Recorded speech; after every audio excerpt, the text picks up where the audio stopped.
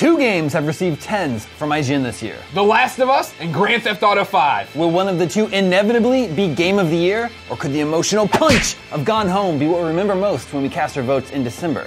This is Game of the Year Watch 2013.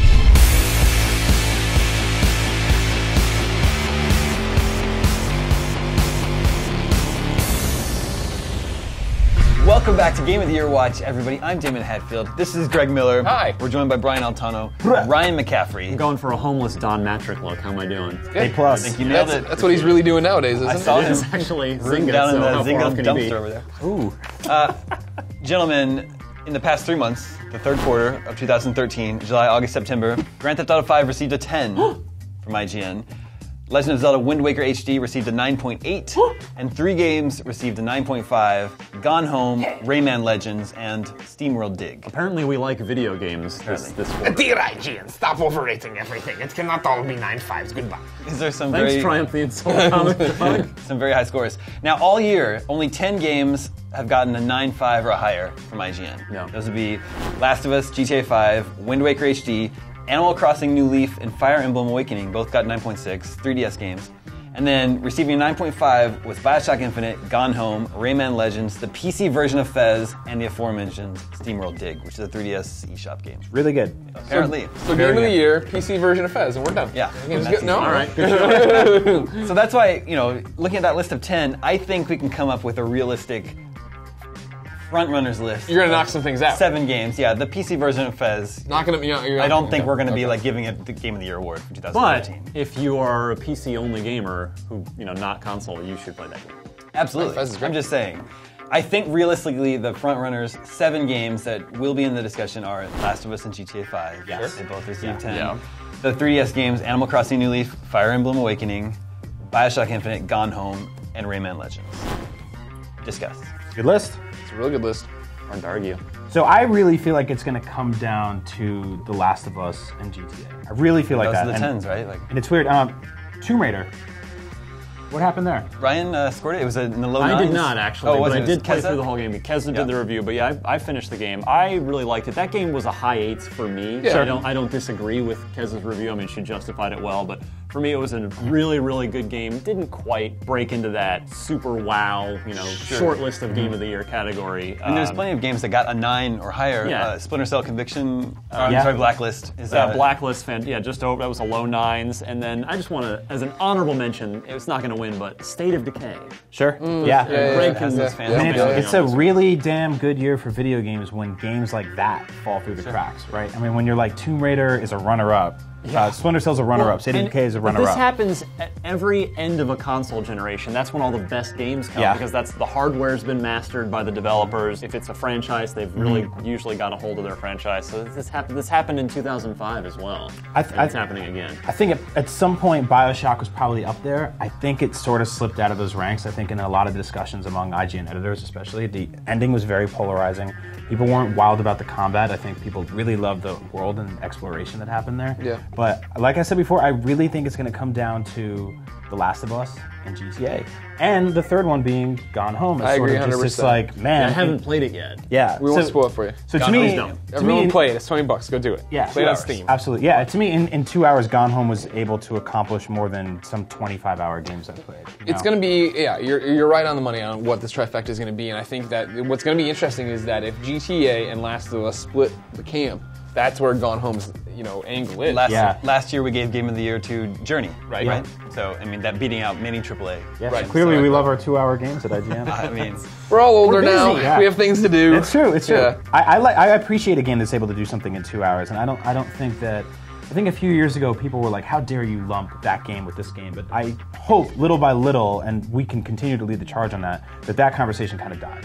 Games are experiences, Yeah. right? And I mean, that's the whole thing as far as what you bring to it and what you take away from it. Yeah. And that's what Gone Home was, is that you play Gone Home and it's not super technically impressive, and it's all these different, but what it is this story that you can't put down. And the more you play it, the faster the ball rolls, and you want to get to that end to see what's happening. Yeah, and with Gone Home especially, what I really appreciated about it, and again, I'll keep it spoiler free, was that the entire time I was playing it, I thought it was a genre that it wasn't. Right. Yeah, me too. And then when it ended, I had no idea that that's what it would be about. So Yeah. it kind of like was very sort of subversive in the entire way. It had me thinking it was something else, and then I was like, holy shit, this is not what this is. And what's interesting, right, is when we get down to discussing it, the main knock people are going to have against Gone Home is there's not really much of a game, right? It's an interactive narrative. Neither was The Walking Dead, and that was we can say now, and that was a finalist.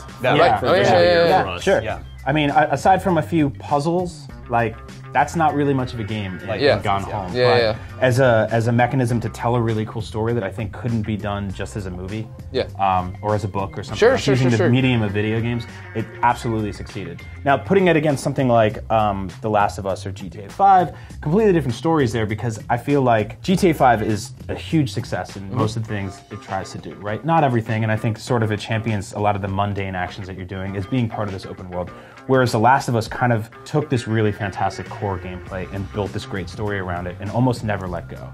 And the way I've sort of described the experiences between the two personally is when I sat down to play The Last of Us, it sort of had me from start to finish. And I would go in going, all right, I'm ready to do this, and it's gut-wrenching, and it's kind of abrasive, and it's going to tear me apart emotionally. And I'd put the controller down after an hour or two and be like, wow, I need a break. Whereas every time I play GTA 5, I'm like, yeah, GTA 5, and I go to play it, and 2 hours later, I'm like, GTA 5 every single time. You still find yourself being frustrated by it? I do, because like I'll go in and be like, I'm gonna do a big heist, I'm gonna kill all these cops, I'm gonna do all this stuff, and then I'm like in a 25-minute mission where I'm towing a car.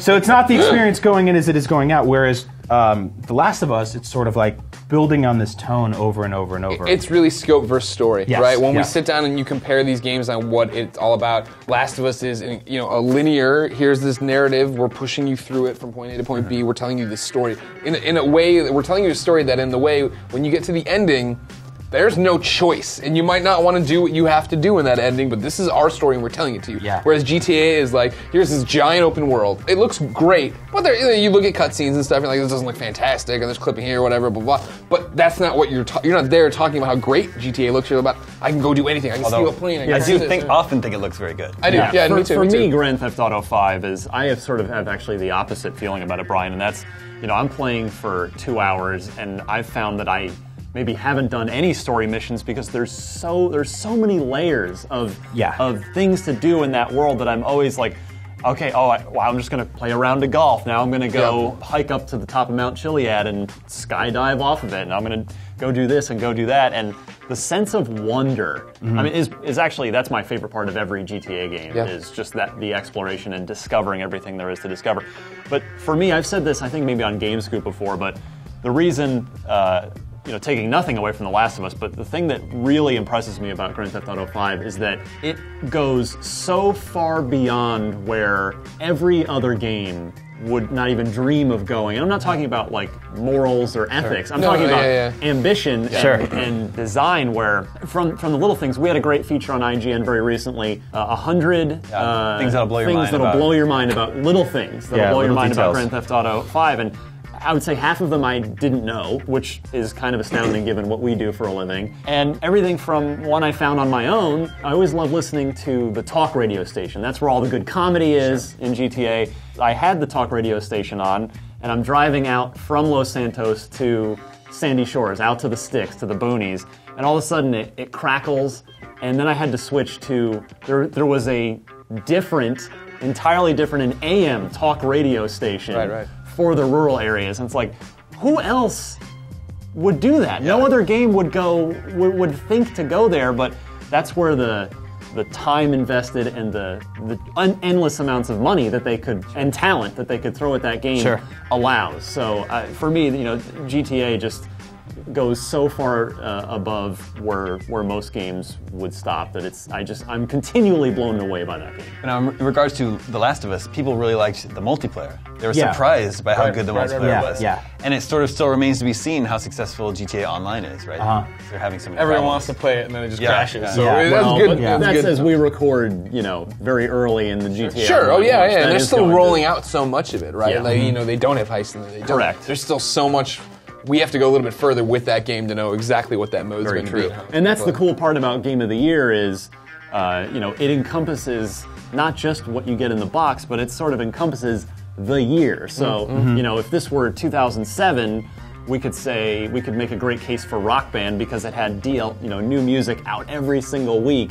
And so for this year, we can incorporate any new maps or modes that Naughty Dog might add to The Last of Us, and we can incorporate the things that Rockstar is going to add to GTA Online, and it's sort of that all-encompassing, what is, at the end of the year, what is this cumulative experience for each game? Yeah, and actually, we don't have an award for this, but... I like how you look behind you in case there was. We don't, No. but... Is there one back there? Are there any awards? No. I think, if anything, I've been saying this recently, but Grand Theft Auto 5 is the best only game to buy this year. Oh, sure. If you're only buying one game this year, it's Grand Theft Auto 5, just because there's just the sheer amount of stuff you can do there.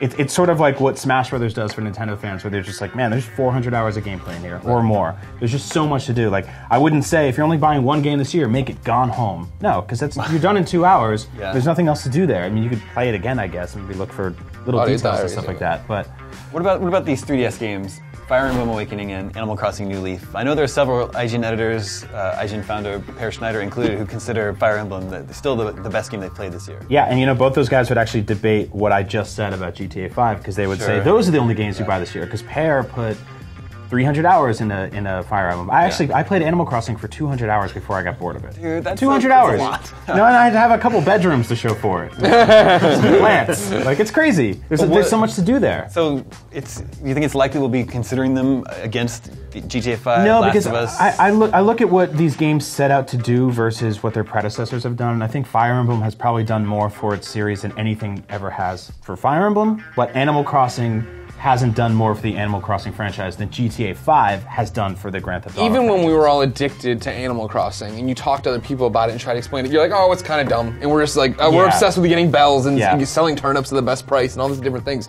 Whereas, when you talk about wasting time in GTA and sinking 200 hours in GTA, what I'm talking about is the fact that, I'm trying to do a mission, and then that blue dot pops up on the side. And I'm like, I have to know what that is. What is? Then you drive over, and then, I get bored, and I steal a military jet, and I bail out, and then I'm flipping this, and I land, you know what I mean? There's all these crazy, amazing stories, whereas your summation is, I got extra bedrooms. Well, that's true. It's true. That level of distraction does happen. I'm like, I'm going to Tom Nook's house, but I got to shake this tree first. It's much smaller than it is. Like, man, I'm going to go across town. Oh, the cop. Now I got 4 stars. There's all these people chasing me out. I'm suddenly on a mountaintop trying to stay alive. It's very different there. But yeah, I mean, both of those are fantastic 3DS games, and it's kind of weird to put them all against the scale of something like GTA 5 or The Last of Us. But yeah, they're contenders. I mean, they scored really well, and people really love them. Are we going to look ahead to Q4 stuff, or save that for the next show? That'll be the next one in December. Right. But right before we go, Brian, I know you're a big fan of Rayman Legends. Yeah, I am. I really am. It's really weird that that game got a second chance almost, because I thought Origins was one of the most beautiful games ever made. Is this the year that it gets recognized? Yeah, by all means, you see something like Origins and it doesn't sell very well and it's really fun. You go, it's one of those games that just died. And it sucks because it's so good. But it got a second chance and the levels are brilliant.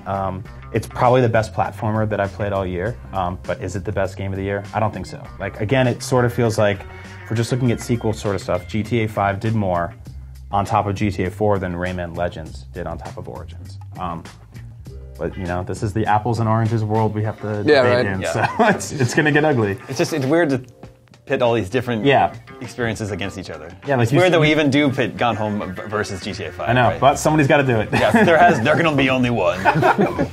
So before we go, Brian and Ryan, what is your favorite game of the year so far? Brian, you first. The Last of Us. Yeah, hands down. I'm sorry. You don't have to apologize. I'm apologizing in advance. Anyone who gets mad at me for that. Actually, no, I'm not. It's The Last of Us, hands down.